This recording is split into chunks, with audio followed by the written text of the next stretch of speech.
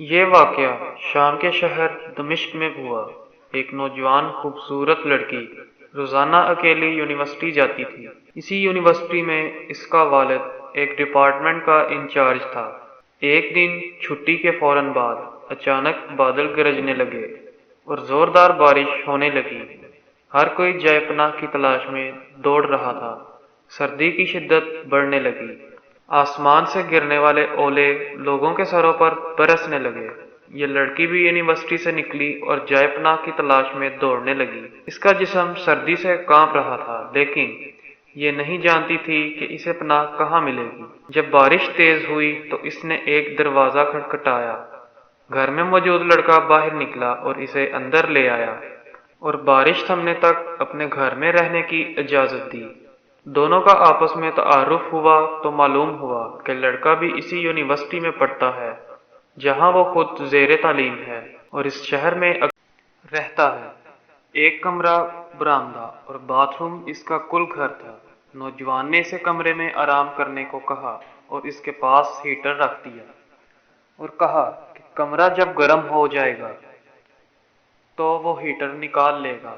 تھوڑی دیر لڑکی بستر پر بیٹھی کانپتی رہی۔ اچانک اسے نیند آ گئی تو یہ بستر پر گر گئی۔ نوجوان ہیٹر لینے کمرے میں داخل ہوا تو اسے یہ بستر پر سوئی ہوئی لڑکی جنت کی حوروں کی سردار لگی۔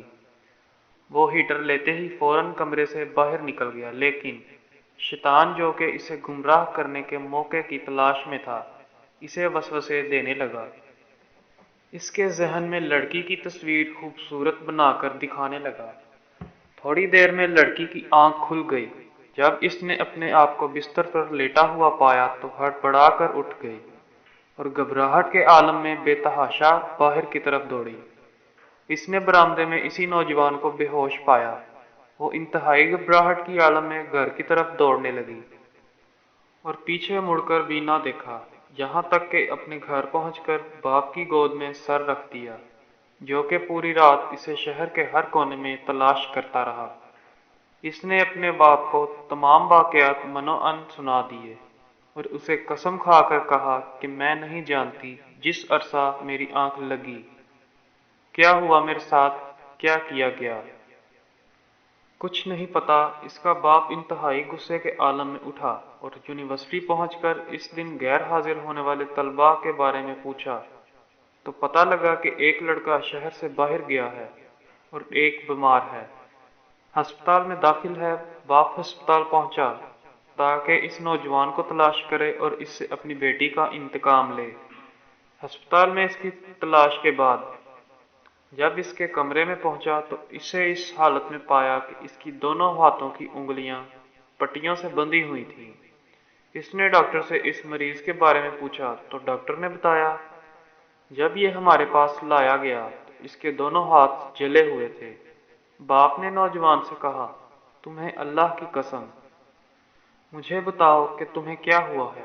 باپ نے اپنا تعارف نہیں کروایا۔ وہ بولا، ایک لڑکی کل رات بارش سے بچتی ہوئی میرے پاس پناہ لینے کے لیے آئی۔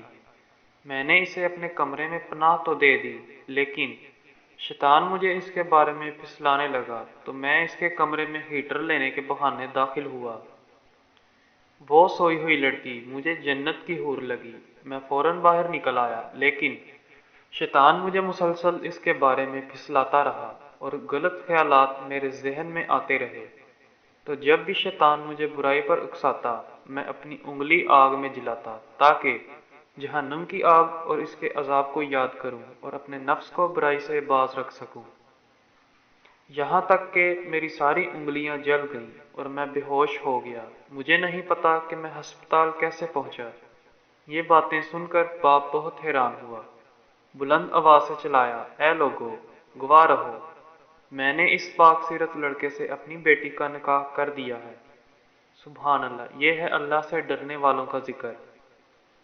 اگر اللہ کا خوف نہ ہوتا تو اس لڑکی کی عزت محفوظ نہ رہ سکتی تھی۔ جو بھی لڑکا یا لڑکی غلط تعلقات قائم کرتے ہیں یا غیر شرعی دوستیاں یا محبتیں کرتے ہیں تو وہ اپنے اس برے فعل کو چھپانے کی حتی المکان کوشش کرتے ہیں۔ وہ چاہتے ہیں کہ والدین ان کے ان کاموں سے بے خبر رہیں، حالانکہ وہ یہ نہیں جانتے اللہ پاک ان کے ہر فعل سے باخبر ہے، پھر بھی ان کے دل میں اللہ کا خوف پیدا نہیں ہوتا۔ ایسا کیوں ہے؟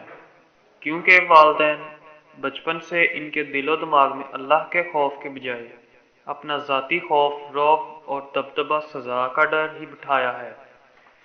اسی لیے آج وہ اللہ سے بے پرواہ ہو کر والدین سے چھپ کر گناہوں کا ارتکاب کرتے ہیں، اور ایسے بھی والدین ہیں جنہوں نے اپنی اولاد کی تربیت خوف خدا پر کی تو ان کی اولاد نے بھی ہمیشہ برائیوں سے اپنے آپ کو باز رکھا۔ جزاک اللہ۔